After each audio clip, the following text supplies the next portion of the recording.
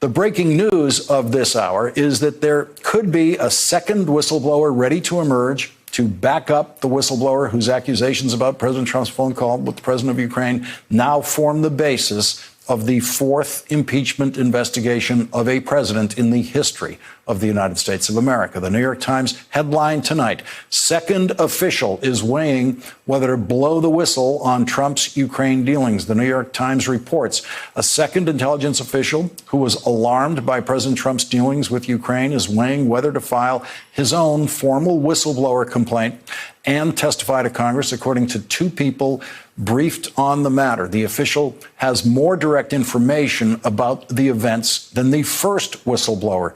The second official is among those interviewed by the Intelligence Community Inspector General to corroborate the allegations of the original whistleblower.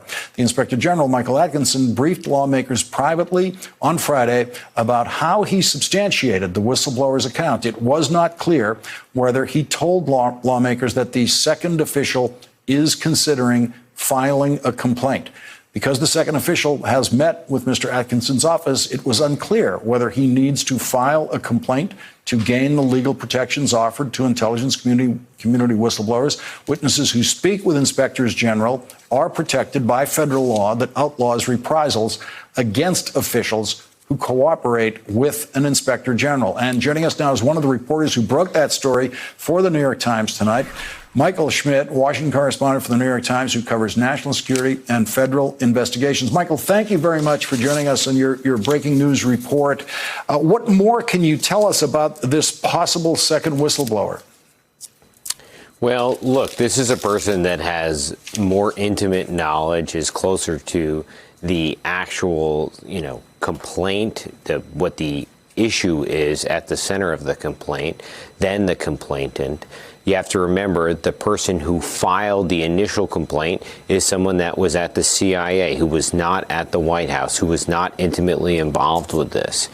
Look, the interesting thing that's going on here is that the president is having to deal with whistleblowers now. There could be a second whistleblower who would create another problem for him. It's different than the Mueller investigation. In that case, it was a contained federal investigation. A lot of things weren't supposed to come out. But whistleblowers have a different power. They have a different ability. They have the ability to go to Congress. And they don't necessarily have to go through the Justice Department. And that has freed up information to move in ways that we haven't seen earlier in the Trump administration. Michael, is it your sense that people involved in this story are now kind of actively thinking about their role and thinking about whether they need to take some kind of position in relation to this whistleblower report? Because the whistleblower report refers to a fairly large number of people. I mean, you certainly get the sense that it's more than a dozen people who are referenced in one way, not necessarily by name. Is it your sense that a lot of those people are thinking about what their role is now? Well, I think what's gone on is that the folks in Washington who are concerned about President Trump have seen a lot of failures. They saw the Mueller report. They saw how it fell flat. They saw how it didn't catch on. They saw the struggles of the Democrats to do anything with it. And they're trying to think of other ways that information may be able to move. And I think that in some of that, that's what we see here. We see sort of, folks trying to think outside the box about how they can get things out. Look, we've seen that in the press. The press has reported an enormous amount of things while Donald Trump's been president. That's because people in government have been concerned about what they saw. And in, at least the original whistleblower complaint, this was someone who was outside the White House that was taking such a risk to file a complaint to get this information to Congress in the hopes that something would happen. And that's just a different thing, a different sort of aspect that we're dealing with. And what do we know as of tonight about the committee's contact level with the first whistleblower? Have they been able to come to an agreement about any testimony from that whistleblower? So we know that the committee wanted as early as last week to interview the whistleblower, and that still has not happened. And it's unclear why they've struggled to do that, but they still have not interviewed the whistleblower. There are a lot of complications around this. The whistleblower is someone, who's anonymous, whose identity needs to be protected, according to the whistleblower statutes, and interviewing them is not as simple as just the whistleblower driving up to Congress and going in and sitting down. And for whatever reason, that has still not happened yet.